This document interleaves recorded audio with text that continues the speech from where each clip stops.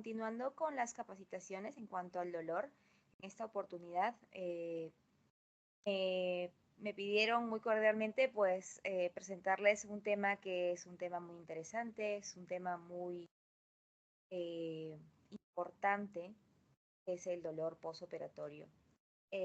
A modo de continuar con las capacitaciones en cuanto a la humanización de los servicios de salud. En primer lugar, para declarar que no tengo ningún tipo de conflicto de interés, mi nombre es Mabel Paz, soy anestesióloga del Hospital Rebagliati y en el correo de abajo pues estoy colocando el correo con el que me podrían contactar.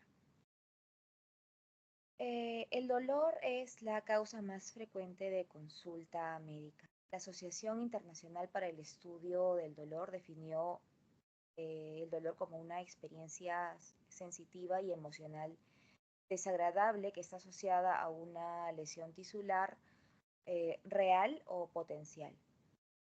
En este, pues, existe la percepción del dolor consta de un sistema neuronal sensitivo conformado por nociceptores y unas vías nerviosas aferentes que van a responder a estímulos nociceptivos tisulares. Por ejemplo, la nocicepción puede estar influida por otros factores, como por ejemplo los factores psicológicos.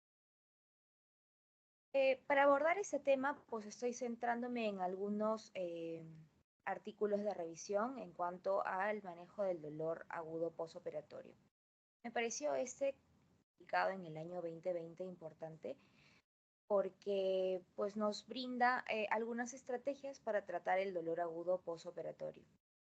En el primer de los casos, y en este, pues lo más importante sería en todo caso identificar cuáles serían los factores de riesgo.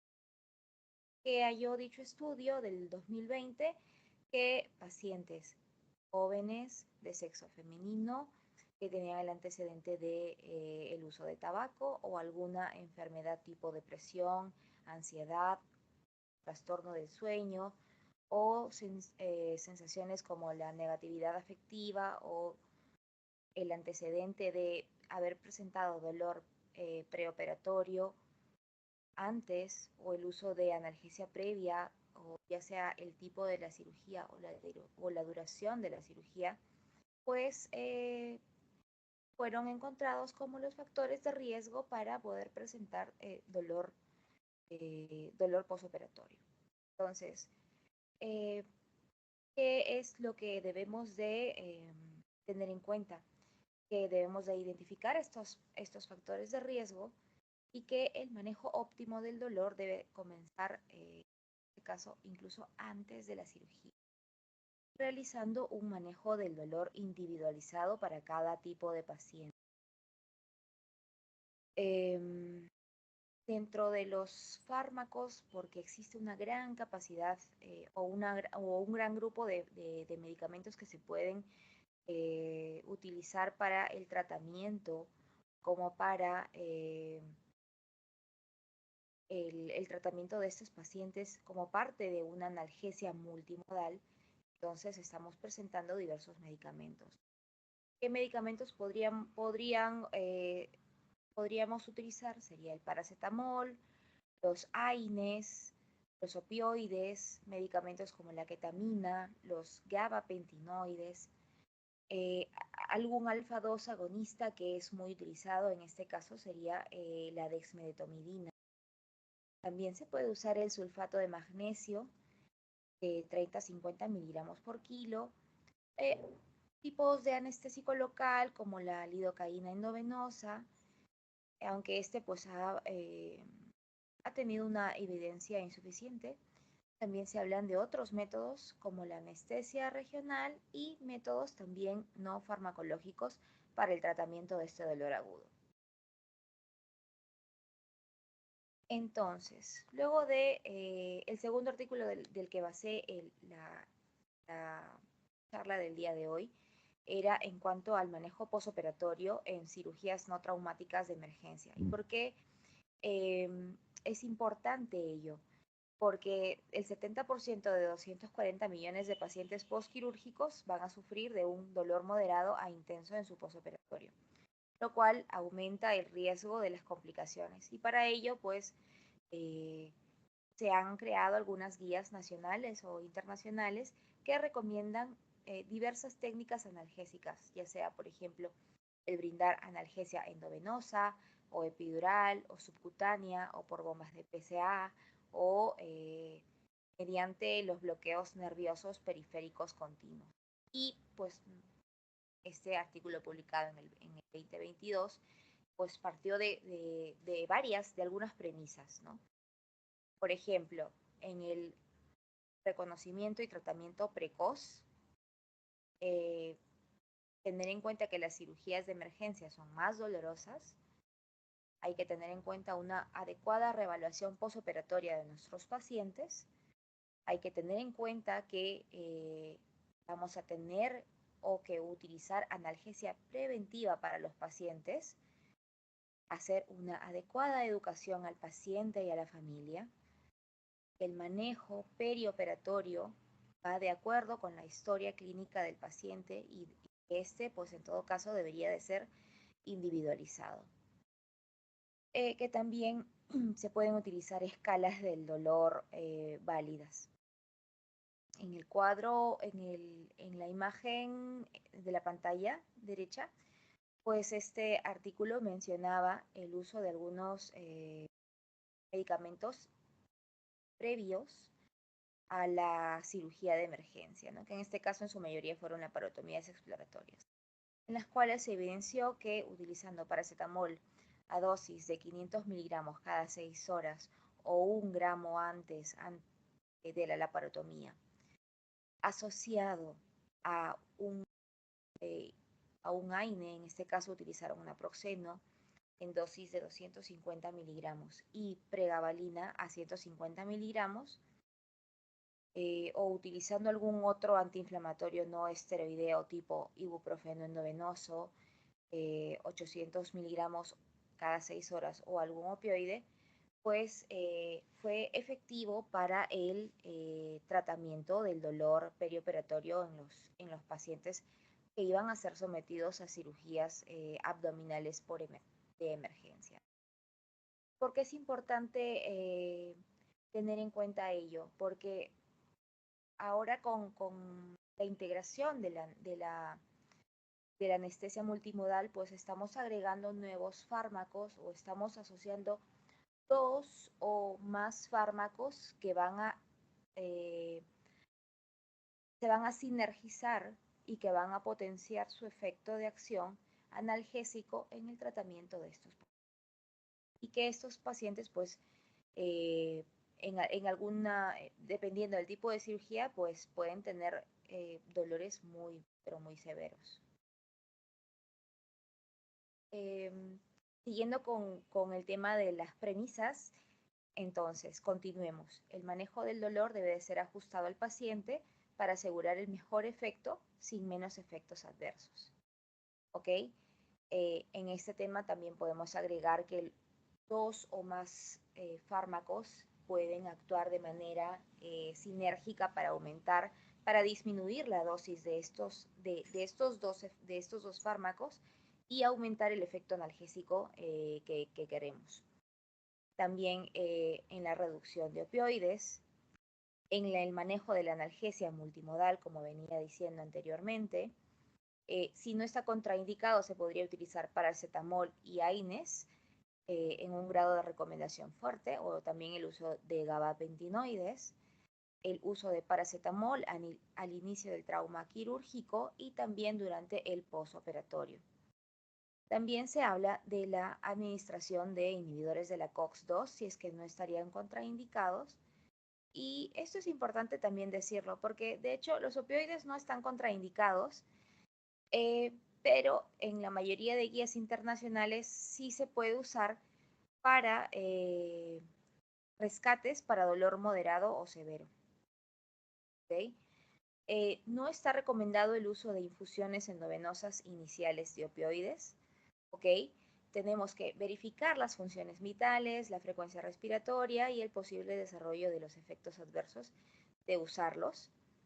Si es que estamos usando bombas de PCA, es preferible que se brinde opioides a nivel endovenoso, a diferencia de vía neuroaxial. Hay que preferir el uso de drogas por vía oral y en el caso de los opioides hay que evitar la vía intramuscular. Se recomienda la vía epidural o espinal si es que fuera posible. Y en cuanto a la vía neuroaxial, se tiene que evitar el uso de magnesio o de benzodiazepinas o de neostigmina, tramal o de ketamina por vía neuroaxial. ¿Okay? Esas eran las premisas que pues, nos refería el anterior artículo en cuanto al tratamiento del dolor. Entonces, ello que produjo que se realizara un plan basado en 5 acciones prioritarias para el manejo del dolor, que incluyen estrategias específicas para combatir la crisis por opioides, utilizando la analgesia ahorradora de opioides o de esquemas multimodales para el manejo perioperatorio.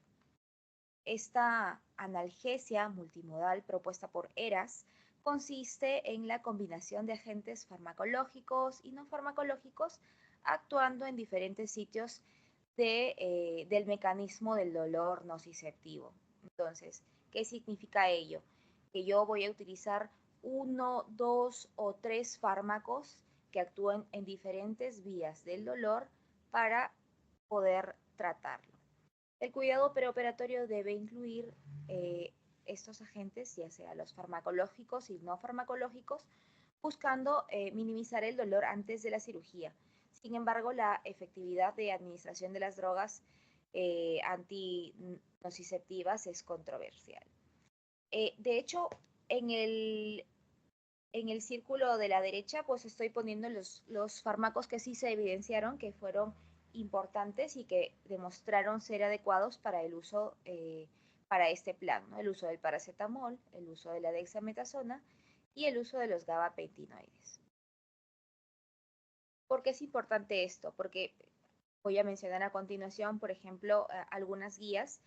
La Sociedad Europea de Anestesia y de Dolor pues nos brindó algunos procedimientos para el manejo del dolor posoperatorio específico para cada cirugía.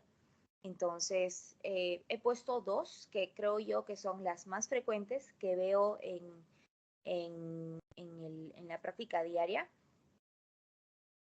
que podrían, o sea, que vienen siendo cirugías muy dolorosas, cirugías muy frecuentes y que nos podemos beneficiar de saber y de aprender qué cosa es lo que podríamos o cómo podríamos mejorar el tratamiento de estas cirugías. En el primer caso, y lo voy a comentar luego con uno de los casos que tuve, es en cuanto a las recomendaciones para cirugía de columna. Entonces, las guías Prospect europeas mencionan cuáles serían las intervenciones pre e intraoperatorias y cuáles serían las intervenciones postoperatorias para el manejo del dolor.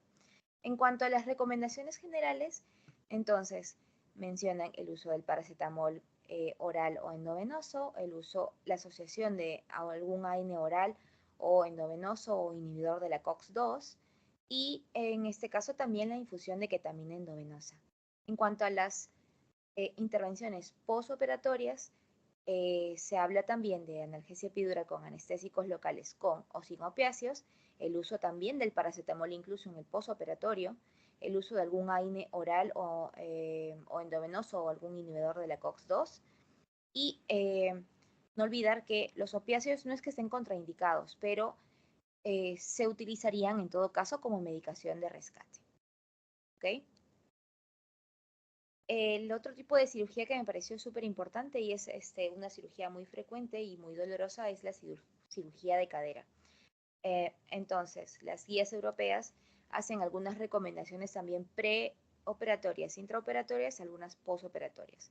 En cuanto a las preoperatorias, el ejercicio y la educación a nivel preoperatorio, que se brinda anestesia general o espinal, que se use paracetamol que se use algún antiinflamatorio no esteroideo o algún inhibidor de la COX-2, el uso de la dexametasona de 8 a 10 miligramos endovenoso, ¿ok? Se puede realizar algún bloqueo tipo el de la fase ilíaca, ¿ok?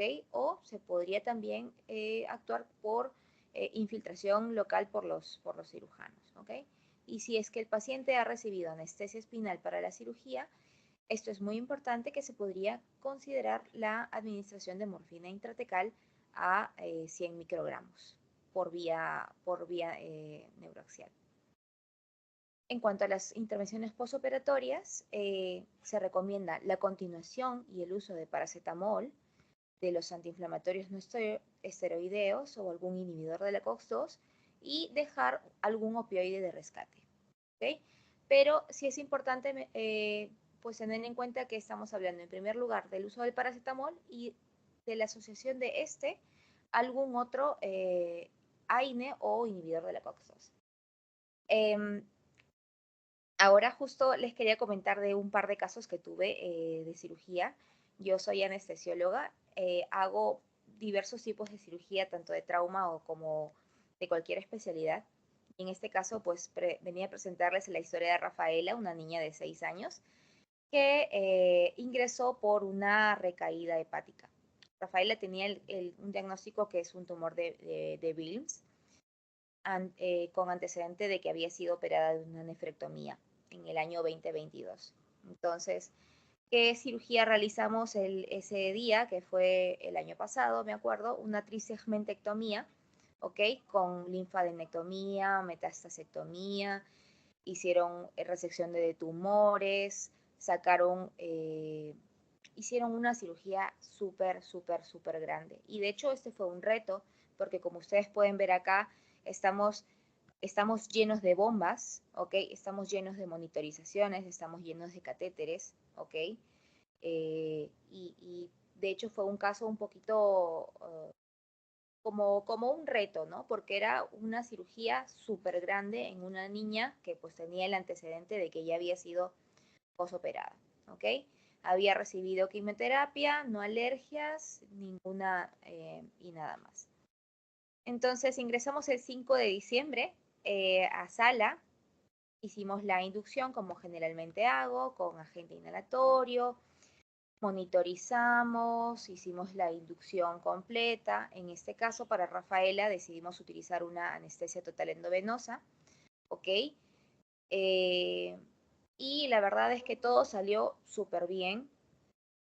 O sea, este tipo de pacientes van a ir súper monitorizados, súper invadidos también, porque son cirugías que pueden sangrar, que tienen que estar monitorizados y todo. Entonces colocamos el CBC, la línea arterial, el catéter epidural para analgesia.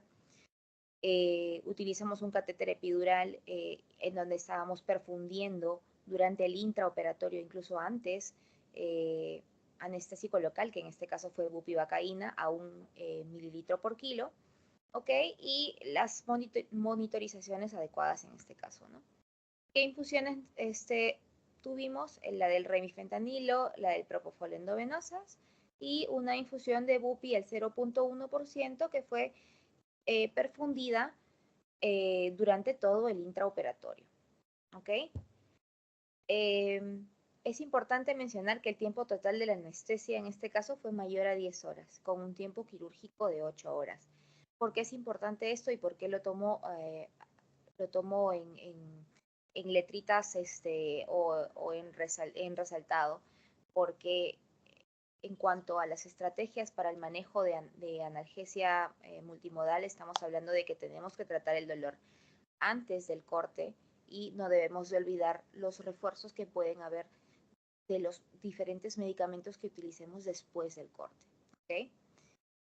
Entonces, la cirugía se dio sin complicaciones, salvo un pequeño sangradín durante el intraoperatorio. ¿Ok?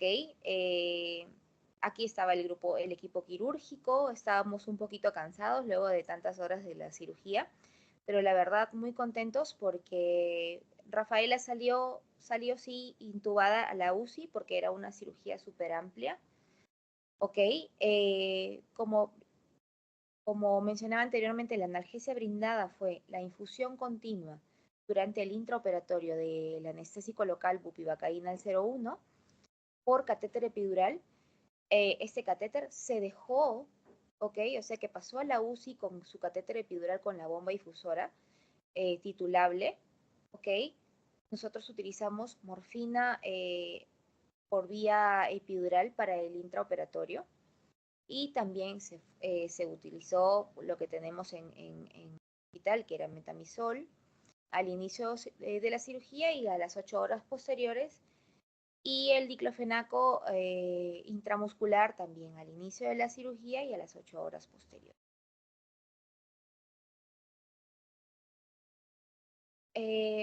Rafaela, durante su primer día del posoperatorio, fue extubada sin complicaciones, no hubo intercurrencias. La verdad es que se manejó y se continuó con la bomba por el catéter epidural del anestésico local súper bien. Lo modificamos sí a 10 cc hora, porque estamos hablando que estaba entre 7 a 10 y lo íbamos modificando porque estamos viendo los pacientes en el posoperatorio. Y nosotros dejamos como manejo del dolor adicional, dejamos metamisol endovenoso corregido al peso cada 8 horas. Y la verdad es que la paciente súper despierta, colaboradora, se comunicaba. Yo la fui a ver al día siguiente, al segundo día, y estaba súper bien. En el día 2 de su posoperatorio, continuaba con la infusión por el catéter, no dolor, no reportaron el uso de rescates porque tenía rescates con opioides y la verdad es que no fueron necesarios. Con los intensivistas pues dieron el pase al piso de la hospitalización de cirugía y solicitaron el retiro del catéter. La verdad es que lo retiramos sin problema, pasó a hospitalización a un piso de cirugía pediátrica con una evolución satisfactoria, y ya para el postoperatorio la verdad es que ya no nos interconsultaron por el tema del dolor. La verdad es que había sido una cirugía súper amplia, con grandes cortes, grandes drenes, y para la cantidad de horas que estuvimos ahí, pues Rafaela, muy contentos todos que hubiera salido bien. Y en este otro caso, el caso de Claudia, de 15 años, que es una adolescente con diagnóstico de una escoliosis congénita. Claudia no tiene antecedentes, lo único que era alérgica a la furosolidona, y Claudia sí fue programada para una cirugía de columna, que en este caso iba a ser una cirugía de artrodesis de T4 hasta L4. ¿Ok? De igual manera se realiza la monitorización en sala, se le coloca las vías, se hace la inducción. En este caso con Claudia decidí utilizar infusión basal de dexmedetomidina, ¿ok? De propofol y de remifentanilo, ¿ok? Hay que tener en cuenta que este tipo de cirugías, pues tiene que ser totalmente endovenosa, ¿ok? Pusimos la anestesia general, hicimos los monitoreos adecuados, ¿ok? Y en este caso la duración de la anestesia fue aproximadamente 11 horas, con una duración de la cirugía de aproximadamente 8 horas también. Es una cirugía bastante larga, bastante complicada. Y en este caso, el manejo preoperatorio para Claudia fue el siguiente: la colocación al inicio de la cirugía de diclofenaco y de metamisol con los refuerzos, como mencionaba antes, a las 8 horas. Este tipo de cirugía sí sangra un poco, el sangrado fue mayor a 500 cc de sangre. Sí requerimos transfundir un paquete globular, y el tema con nuestros colegas neurocirujanos fue el momento en qué momento dejar el catéter epidural, y lo decidimos hacer al finalizar la cirugía, ¿no? Con la columna abierta, al finalizar la cirugía, se deja el catéter epidural torácico, que lo colocaron de hecho los neurocirujanos en coordinación con nosotros, y nosotros colocamos morfina por vía epidural a 2 miligramos y dejamos una infusión de bupivacaína al 0,125. ¿Okay? Esta infusión iba por el catéter continuo, por el catéter epidural continuado, ¿no? Y daba una infusión horaria. Pasa a la UCI intubada con infusión de noradrena y con la infusión por el catéter epidural que era en dosis analgésica. En su primer día del posoperatorio, Claudia es extubada, no hay molestias, no reportan el uso de inotrópicos, solamente se dejó la infusión de bupivacaína por el catéter epidural a 7 cc hora. No hubo intercurrencias, no hubo uso de rescates, solamente se dejó en el posoperatorio metamizol horario. En el segundo día posoperatorio ya la movilización presentó un poquito de dolor con presentación del dolor moderado. Entonces nosotros tenemos un equipo de dolor agudo. Entonces coordinamos entre nosotros en brindar algunas dosis de morfina por vía catéter epidural. Y en este caso lo que nosotros utilizábamos era hacer la colocación de la morfina por vía epidural en dosis únicas, ¿ok? Y continuar la perfusión del anestésico local diluido, ¿ok? Por el catéter epidural. Entonces, Claudia creo que presentaba una escala del dolor de 8, que era mucho, ¿no? Entonces, luego de la colocación de la morfina por vía epidural, y de la continuación de estos anestésicos diluidos, pues vemos que hubo pues una gran disminución de la escala del dolor hasta 3, ¿no? También coordinando con los neurocirujanos y con los intensivistas, nosotros sugerimos optimizar la analgesia y aparte de brindar metamizol, nosotros sugerimos agregar diclofenaco intramuscular, realizar también los rescates con morfina a 3 miligramos por kilo endovenoso, que sugerimos también nosotros apuntar en hoja aparte. Y la paciente posteriormente es trasladada a piso de cirugía con la infusión horaria por vía epidural. De hecho, el posoperatorio de estos pacientes que son operados de cirugía de columna es bastante largo. Entonces, con los neurocirujanos decidimos dejarlo un par de días más para el manejo del dolor.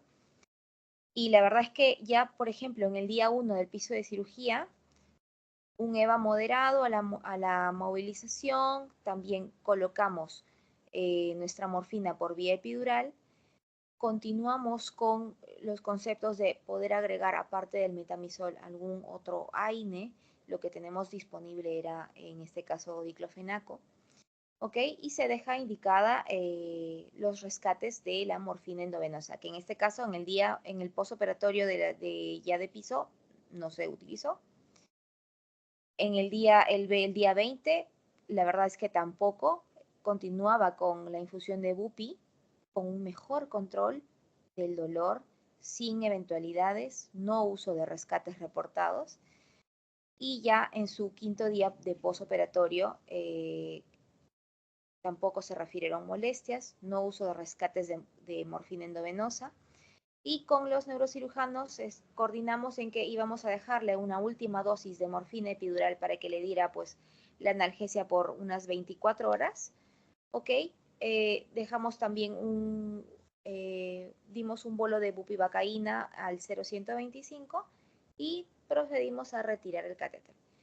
La paciente de 15 años en condiciones de alta y sin dolor y muy contenta porque la verdad es que este tipo de cirugías son bastante traumáticas y, nos alegra muchísimo que vayan a casa con menos dolor del que deberían.